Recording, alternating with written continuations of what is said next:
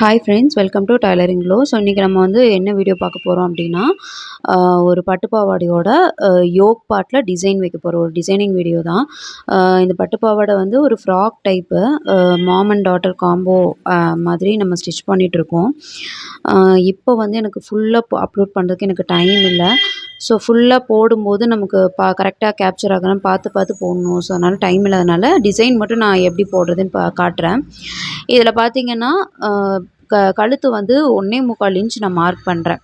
1 1/4 inch mark பண்ணுறேன். மடித்து தைக்கும்போது நமக்கு 2 இன்ச் கிடச்சிரும். ஸோ இது 1 இயர் பேபிக்கு அவங்களுக்கு மெஷர்மெண்ட் எடுத்து நம்ம அதில் கட் பண்ணிக்கிறோம். நெக்கோட டெப்த்து வந்து ஒரு 3 இன்ச் வச்சுருக்கோம். இப்போ இதில் ஒரு பார்ட் ஷேப்பில் மார்க் பண்ணிவிட்டு, உங்களுக்கு எந்த அளவுக்கு பட்டி கீழே வேணுமோ அதுக்கேற்ற மாதிரி மார்க் பண்ணிவிட்டு நம்ம இந்த மாதிரி கட் பண்ணி எடுத்துக்கலாம். ஸோ இது வந்துட்டு ஃபேப்ரிக்கோட, அதாவது இது ஒரு சாரீலேருந்து நம்ம மாம் அண்ட் டாட்டர் காம்போ பண்ணிகிட்ருக்கோம். சாரியோட முந்தான பகுதியில் இருக்கக்கூடிய ஒரு இது, சாரி முந்தான இல்லை, ப்ளவுஸோட பார்ட்டில் வரக்கூடியது. ஸோ அங்கே வந்து கொஞ்சம் ஜக்கார்ட் மாதிரி கொஞ்சம் நிறைய சில்க்கு ஒர்க் வந்து அதிகமாக இருக்கறனால ஸோ இது வந்து நம்ம எடுத்திருக்கோம். இவங்க என்ன பண்ணிட்டாங்க அப்படின்னா, இவங்க வந்து பிளெயின் ஃபேப்ரிக், இப்போது இதில் வந்து சாரீ முழுக்கமே கொஞ்சம் டிசைன் அதிகமாக இருக்குது. கொச கொசன்னு இருக்கிறதுனால ஹைலைட்டடாக தெரியாதுங்கிறதுனால பிளெயின் கிளாத் வந்து கொஞ்சம் எடுத்து கொடுத்துட்டாங்க. ஒரு 2 மீட்டர் கிட்ட தனியாக எடுத்து கொடுத்துட்டாங்க. அதில் வந்து பாடிக்கு வந்து மேலே யோக் பார்ட்டில் மாமுக்கும் டாட்டருக்கும் நம்ம பண்ணிட்டோம். அந்த டிசைனிங்க்கு மட்டும் நம்ம சாரீலேருந்து கொஞ்சம் கொஞ்சம், ப்ளவுஸ்லேருந்து கொஞ்சம் கொஞ்சம் துணி எடுத்து ஸ்லீவ் இதெல்லாம் அட்டாச் பண்ணுற மாதிரி இருந்துச்சு. ஸோ இது கம்பைன் பண்ணி தான் பண்ணுறோம். ஒரு சாரியில் 2 இது பண்ண முடியாது. ஸோ இது வந்து உங்களுக்கு வீடியோ புரியும்னு நினைக்கிறேன். இந்த பார்ட்டில் வந்துட்டு நம்ம கேன்வாஸை வந்து ரஃப்பாக வச்சு அட்டாச் பண்ணி அதை அப்படியே நம்ம திருப்பி மடித்து தைக்கிறோம். அவ்வளோதான். இதில் வந்து இவ்வளோ தான் ஹைட் இருக்கணும், லென்த் இருக்கணும் அப்படின்லாம் கிடையாது. இது வந்து ஒரு அப்ராக்சிமேட்டாக தான் நம்ம வந்து ஸ்டிச் பண்ணிகிட்ருக்கோம். இப்போ வந்து மேலே ஒரு கிளாத் எடுத்துகிட்டு அதை அப்படியே திருப்பி வச்சு தைச்சிட்டோன்னா நமக்கு வந்து இந்த டிசைன் அப்படியே திரும்பி வந்துடும். அதுக்கு மேலே ஒரு எட்ஜில் வந்து ஒரு லைன் போட்டுக்கலாம். இப்போ பார்த்தீங்கன்னா, நமக்கு வந்து சுற்றியும் ஒரு ஸ்டிச் போட்டோன்னே ஃப்ரண்ட்டு பார்ட் வந்து ரெடி ஆயிடுச்சு. இப்போ சென்டரில் வந்து அந்த பார்ட் ஷேப்பில் இருக்கிறதுக்கு மட்டும் நம்ம பேட்ச் கொடுக்க போகிறோம்.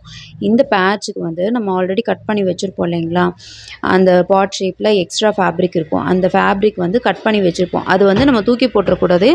ஏன்னா கரெக்டான மெஷர்மெண்ட்டுக்கு அதை மேட்ச் பண்ணி எடுக்கிற மாதிரி இருக்கும். அதுக்கு லைனிங் கிளாத்தை செப்பரேட்டாக எடுத்துகிட்டு, இந்த மாதிரி லைனிங் பார்ட்டும் தென் ஃப்ரண்ட்டில் வைக்கக்கூடிய பிளெயின் கிளாத்தும் நம்ம எடுத்துக்கணும். இப்படி மார்க் பண்ணிவிட்டு அவுட்டரில் வந்து ஒரு 1/2 இன்ச்சு, 1/4 இன்ச்சுக்கு மேலே நம்ம எந்த அளவுக்கு கழுத்து வந்து இப்போ மடித்து தைச்சோமோ, அந்த பார்ட்டில் மடிச்சிருப்போம் இல்லைங்களா, அந்த அளவுக்கு எக்ஸ்ட்ராவாக வச்சு நம்ம வந்து இதை மார்க் பண்ணணும். இப்போ வந்து இது வந்து அவங்க செப்பரேட்டாக எடுத்து கொடுத்த மெட்டீரியல். இது வந்து ஒரு டிஷ்யூ சில்க் மாதிரி இருக்குது. இதில் வந்துட்டு நம்ம மேலே வைக்கிறோம். அதில் வந்து நிறைய ஜரி ஒர்க் இருக்கும். இதில் வந்து பிளெயினாக இருக்கிறதுனால நமக்கு கொஞ்சம் ஹைலைட்டடாக தெரியும். இப்போ இதில் வந்து நம்ம ஆல்ரெடி வந்து நான் பால்ஸ் வந்து பண்ணி வச்சுருக்கேன். போட்லி பால்ஸ் வந்து ரெடி பண்ணி வச்சுருக்கேன். அதை வந்து சென்டரில் இந்த மாதிரி இப்போ கொடுத்துக்கலாம். ஒரு சைடு உள்ளே தெரிகிற மாதிரி உள்பக்கமாக ஃபேஸ் பண்ணி கொடுக்கணும் சென்டரில். இப்போ நமக்கு அது அளவு வச்சு பார்க்கணும். நமக்கு எந்த அளவுக்கு ஹைட் வேணுமோ அதுக்கேற்ற மாதிரி அளவு வச்சு பார்த்துட்டு எக்ஸ்ட்ரா ஃபேப்ரிக் எல்லாத்தையும் கட் பண்ணிவிட்டு இப்படி மேலே வந்து அட்டாச் பண்ண போகிறோம். கரெக்டாக அந்த பாலோட சென்டரில் அதில் முடிச்சு போட்டிருப்போம் இல்லைங்களா, அதில் வந்து நம்ம இது பண்ணணும். இப்போ அது ஒரு டைம் போட்டுட்டு ஓப்பன் பண்ணி பாருங்கள். உங்களுக்கு கரெக்டாக கவர் ஆகிடுச்சா, நெருக்கமாக அந்த பால் மட்டும் தெரிகிற மாதிரி கவர் ஆகிடுச்சான்னு பார்த்துட்டு, அப்படி இல்லைன்னா மறுபடியும் திருப்பி வந்து மேலே கொஞ்சம் அதோட தையல் நல்லா தெரிகிற மாதிரி போட்டிங்கன்னா உங்களுக்கு ஈஸியாக க்ளோஸ்டான போட்லி பால்ஸ் ரெடி ஆயிரும். அதுக்கு மேலே இந்த லைனிங் ஃபேப்ரிக்கை வச்சு நம்ம வந்து இந்த மாதிரி கட் பண்ணிக்கலாம். நெக்கு வந்து கட் பண்ணிக்கலாம். நெக்கோட அளவெல்லாம் நம்ம ஏற்கனவே அந்த ரெடி அளவில், அந்த கட் பண்ண அளவில் இருக்கும். அதனால தான் நம்ம அதை தூக்கி போடக்கூடாது. இப்போ வந்து இதை திருப்பி வச்சு அடிச்சிடலாம். இது வந்து ரொம்ப ஈஸிங்க. இது வந்து இப்படி தான் பண்ணணும்னு நம்ம பண்ணிட்டோன்னா, இது எவ்வளோ பெரிய சைஸில் இருக்கக்கூடிய ஆளாக இருந்தாலும் இந்த மெத்தடை இம்ப்ளிமெண்ட் பண்ணி நீங்கள் அதுக்கு வந்து பண்ணிக்கலாம். இப்போ அவுட்டரெல்லாம் ஒரு ஸ்டிச்சு வந்து போட்டுற போகிறோம். இதே சேம் டிசைன் தான் வந்து நம்ம வந்து மாமுக்கும் ரெடி பண்ணியிருக்கோம். பட் வந்து எனக்கு கேப்சர் பண்ணுறதுக்கு டைம் இல்லை. மேபி நான் ஷார்ட்டில் வந்து அப்லோட் பண்ணுறேன், ஷார்ட் வீடியோவில். இப்போ தான் நம்ம ஸ்டிச் பண்ணிகிட்ருக்கோம். இது வந்து பொங்கலுக்கு அப்படின்னு கொடுத்துருந்தாங்க, அதனால் பண்ணிகிட்ருக்கோம். ஸோ இந்த மாதிரி நீங்கள் டிசைன்ஸ்லாம் பண்ணுறீங்க, டிசைனர் ஒர்க் தான் நீங்க பண்ணுறீங்க அப்படின்னா, பெட்டர் வந்து நீங்கள் ஒரு ஃபெஸ்டிவல் டைமில் கொடுக்காம, ஃபெஸ்டிவலுக்கு முன்னாடி டைமில் கொடுத்துக்கோங்க. இப்போ இதை நீங்கள் வச்சீங்கன்னாவே உங்களுக்கு ஈஸியாக அந்த இடத்துல வந்து ப்ளேஸ் ஆகிடும். நீங்கள் இதுக்கு வந்து அங்கங்கே ஊசி குத்தி தான் நீங்கள் பண்ணணுன்ட்டு இல்லை.